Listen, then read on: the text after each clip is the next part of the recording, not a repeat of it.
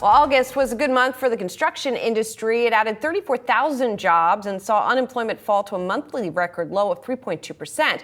Of course, things can always be better, and that's the aim of our next guest. Joining us now, Maria Davidson, CEO of Kojo. Thanks so much for being here, Maria. Thank you for having me. So let's start with what Kojo does to sort of situate you in the construction industry so people understand where you're coming from. You guys are a platform to help construction firms sort of manage supply chains, et cetera. Can you talk us through a little bit? Yeah, absolutely. So Kojo is the largest materials management platform in the US. We're a software company that helps more than 500 of the largest trade contractors process more than $3 billion a year of materials and make sure that they get them at the best price, delivered exactly when they need them, and know where all their materials are at any given moment.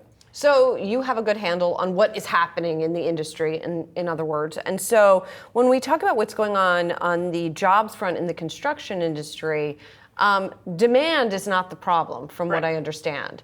It's the supply of workers, and specifically skilled workers, who are able to do those jobs. How has that changed over, say, the past year? What have you been seeing?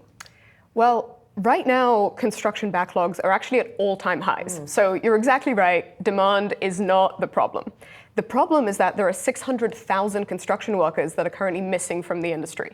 If you look at just electrical construction, we're going to need 1 million more workers to keep up with all of the demand over the next 10 years.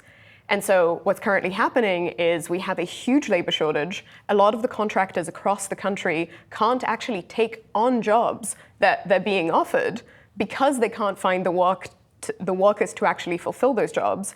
And as a result, that's a problem that we've seen be extremely top of mind for people. Why is this happening? Is it because people are not going into construction? Is it because people who were in construction have migrated to other industries? What's going on?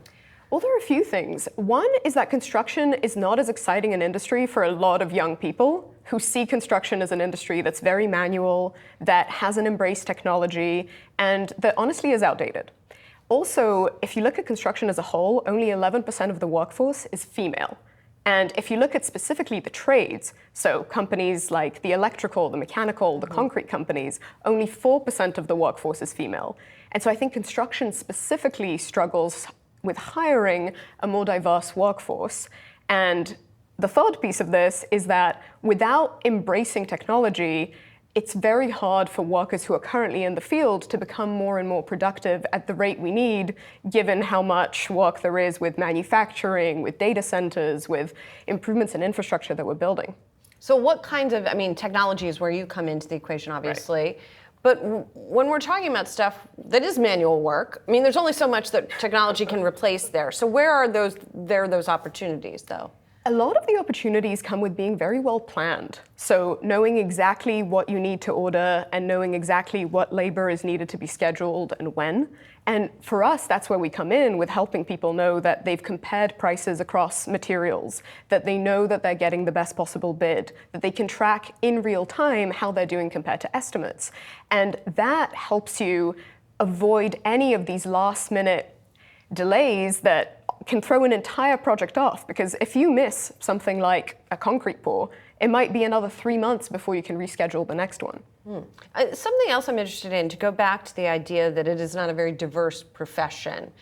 When you're talking about commercial projects in particular that are government funded, some of those government contracts have certain requirements about what diversity the contractors need to have, correct? So how has that motivated the industry at all to try to bring in more diverse workers? I think it definitely has. And last month was actually the first month where there were more than 1 million women in construction in the US, which is a huge accomplishment. But those types of projects are only a fraction of the total projects that exist.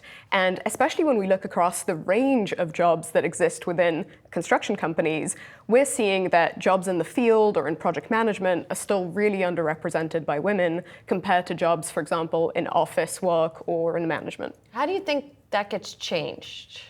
Or does it? Well, I think number one is we've got to invest in making the workplace more appealing to women. And so that starts with offering policies like better childcare or more support. I also think it starts truly at high school, with investing more in vocational training and doing things like career fairs where companies can come and present to high school students about the benefits of a career in construction. Because a fact that's not talked about is that in construction, the gender wage parity is actually one of the best in the US, and it is an extremely stable career to go into. And you get paid a decent amount in a lot of these skilled trades as well. Oh, you absolutely do, especially now that the shortage has meant that companies are really working the hardest that we've seen to recruit and retain the best talent that they can find. Maria, thanks for coming in. Really appreciate it. Thank you for having me. Thank you.